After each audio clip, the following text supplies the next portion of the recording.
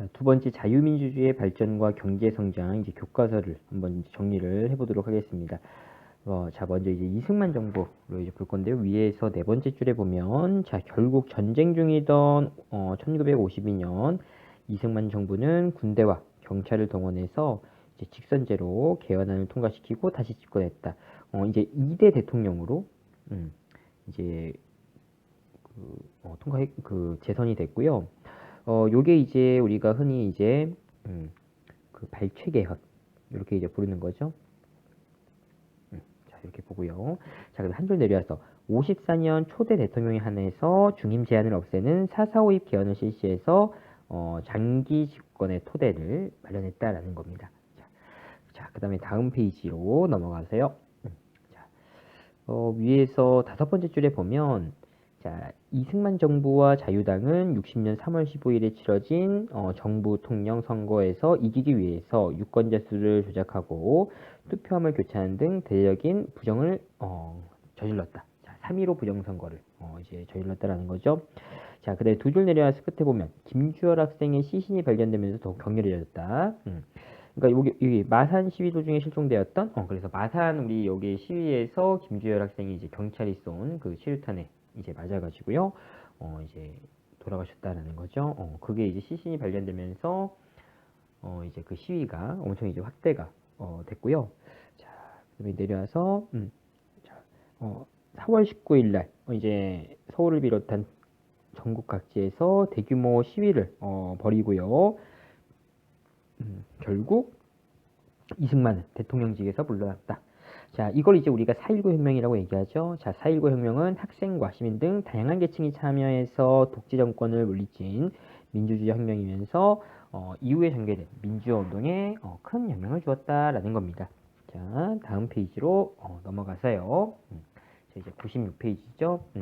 자, 첫 번째 줄에 4.19 혁명 이후에 내각 책임제로 헌법 개정이 이루어졌다. 이제 내각 책임제가 이제 들어선 거죠. 자, 한 줄 내려와서 장면 내각은 민주주의의 발전과 독재 잔재 청산을 내세웠고요. 경제개발 5개년 계획을 마련하는 등 개혁을 이제 시도했다. 이때 이제 대통령은 이제 윤보선 대통령이다라는 거죠.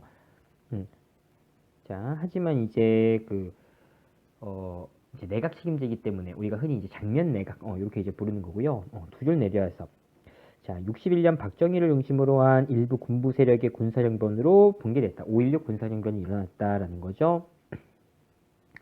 요 참고로 이제 왼쪽에 요 사진, 요거는 이제 좀 많이 나오는 이제 사진이죠. 여기 가운데 요 사람이 이제 박정희입니다. 자, 내려와서요. 이제 박정희 정부입니다. 자, 방공과 경제 재건을 내걸고 국가재건 최고회의를 통해서 군정을 이제 실시합니다. 자, 그러다가 대통령 중심제로 다시 이제 바꾸고요. 이제 박정희가 선거에 출마해서 당선이 됩니다. 그래서 5대 대통령으로 당선이 되고요. 자, 두 줄 내려와서 뭐 한일협정 체결하고요. 자, 그 다음에 미국과 동맹 강화, 뭐 군대의 현대화, 외화 획득 이걸 위해서 베트남 파병을 하게 되고요.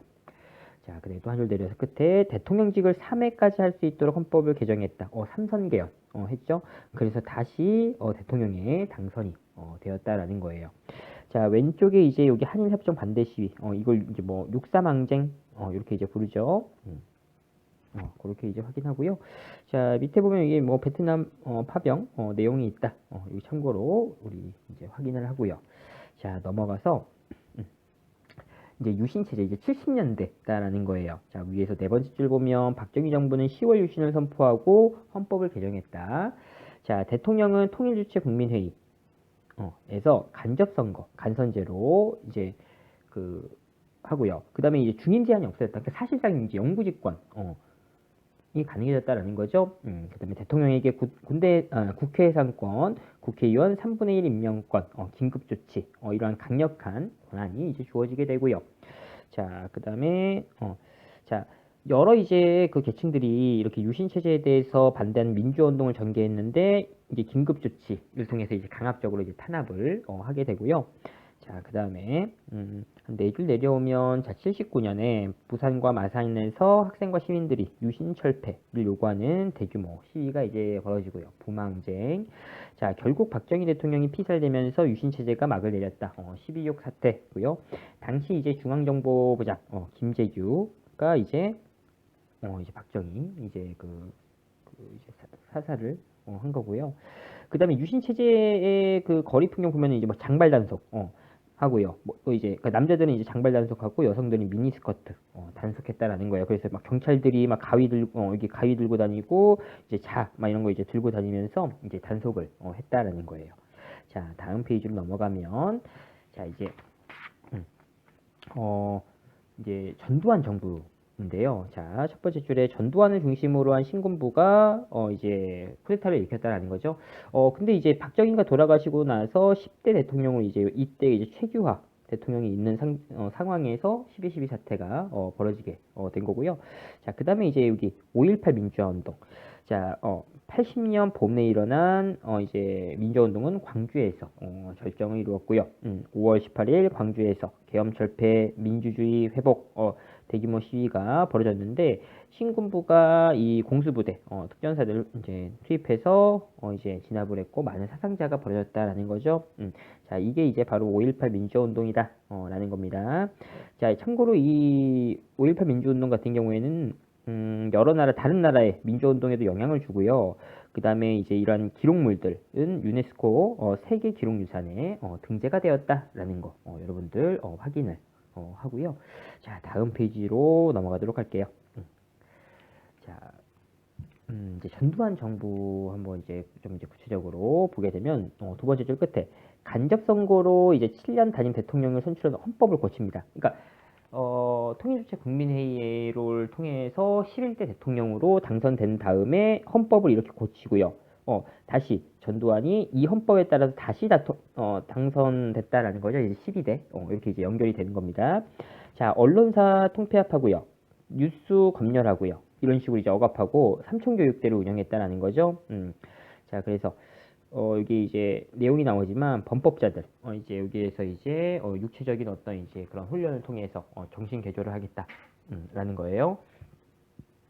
자, 그 다음에 또 인권 침해 이제 이어져서 하고요. 자, 야간 통행 금지를 이제 없애고요. 그러니까 유신 체제 때 있었던 거 교복 자유라 해외 여행 자유 이런 것처럼 유화 정책 실시합니다. 당근과 채찍 이렇게 되는 거죠.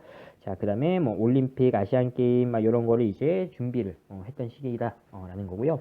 자, 이제 넘어가서 자 6월 민주항쟁을 볼게요.